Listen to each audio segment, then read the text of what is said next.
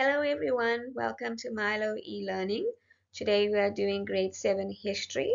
We are discussing the impact of slave trades on slaves.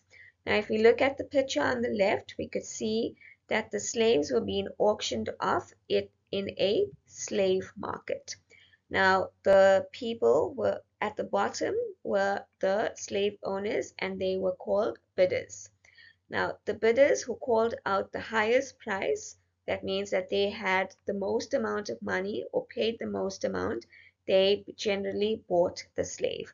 Now, we have here a picture of an advert that notified people of the auctions.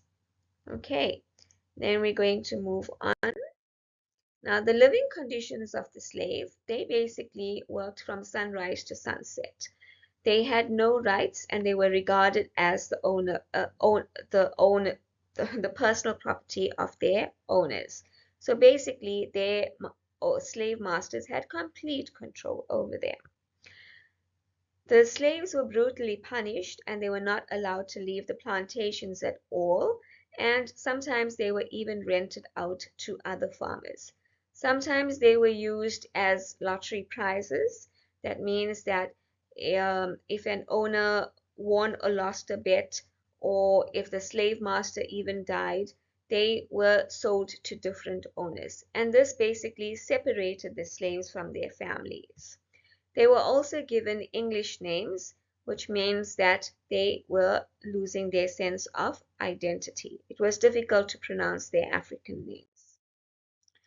They lived in small houses and they were rationed with their food. Rationed means that their food was measured out for them. They lived on dirty floors and they were given coarse blankets, and they did not get any time off on Sundays, so they did not have any family time. So this led to the slave rebellion. Now, many slaves tried to rebel on their own, but they were not very successful, and they were not successful because of the following reasons. The slave owners were outnumbered their slaves. They had guns, and also the government helped them. The government helped put a stop to rebellions. Now, the government tried to stop the rebellion, so the slaves decided to rebel on their own. So they resisted by working slowly or sluggishly. They pretended to be sick. They worked passively and did not respond to instructions. Some of them drank alcohol to take away their pain. Some of them ran away from the plantations, or they started breaking tools. The slaves soon realized that doing it on their own was no good, so they decided to work in groups to rebel against slavery. Now, some of them burnt down the plantations, some of them murdered their owners, and this caused a lot of people started believing, and it brought a lot of attention to slavery. And many white people did not agree with slavery as well. So the abolishment movement started, where they wanted to put an end to slavery and set slaves. The abolishment movement put pressure on the government to change the law, and the slaves themselves also played a large role in gaining their freedom. And they did this by organizing groups such as the Underground Railroad, the Amsterdam Mutiny, the efforts of Nat Turner, John Brown, and also Harriet Tubman. These were all supporters of the rebellion. Now, you must know in North America, the white communities did not believe in slavery. This was mostly in South America.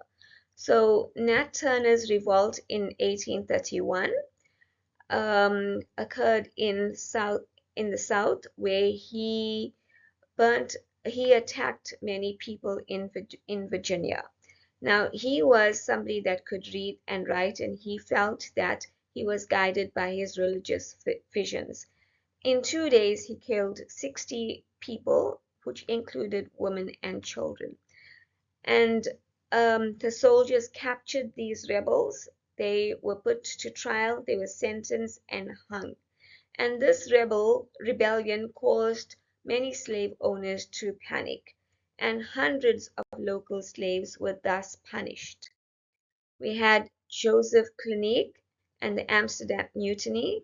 Now, in 1839, Joseph Clinique was basically captured by Portuguese slave traders. Joseph Clinique was born in West Africa, and he was a rich farmer. He had a wife and he had 3 children. And he was taken across the Atlantic Ocean to the Caribbean with 110 other West Africans, and they were taken by Spanish slave traders called Roots and Montans, and they were put on a ship called the Amsterdams. And Roots and Montans was planning to take them to work on sugarcane plantations in Cuba. Right, on the 30th of June, Clinique revolted, where he killed 2 sailors, and some of them escaped.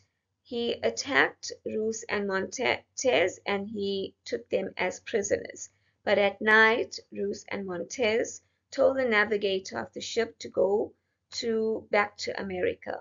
In the United States, Rus and Montez gave them their own version of their story, and the Africans were charged with mutiny and murder, and they were put on trial. But after the court case, the Africans won their freedom and they were sent back to Africa.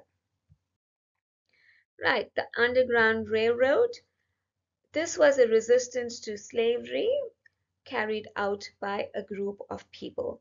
It was not really an underground railroad, but they used underground railroad technology, a terminology, not technology, terminology, so that they would not be caught. It was an informal network of secret routes and safe houses used to help slaves escape. Okay, the homes and businesses were used, and they were called stations, and the people that ran the stations were called station masters.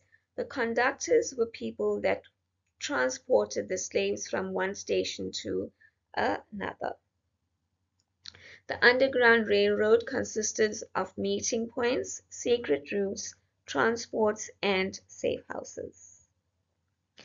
The Underground Railroad was run by many different people. It was an organization. It was not run by one person.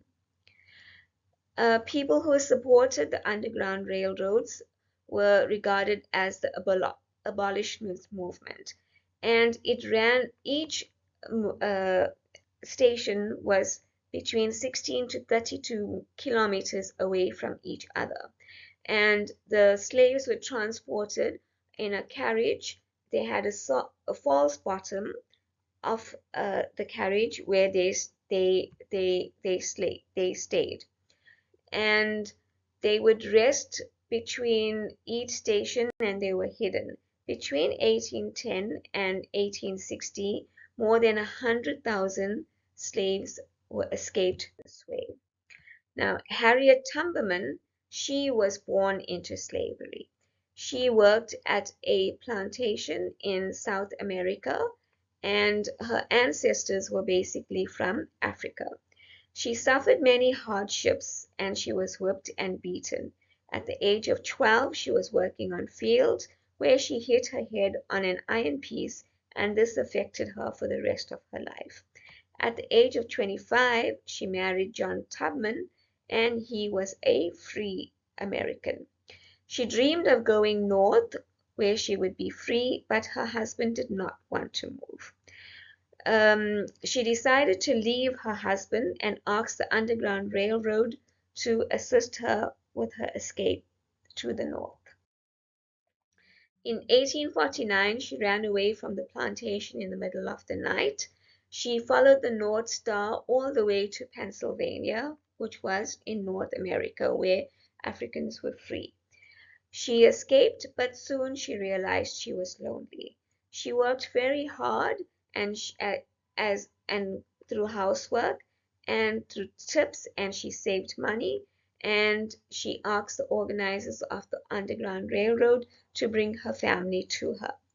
Because of her success in the Underground Railroad, a $40,000 reward was offered for her capture, but Harriet was not caught.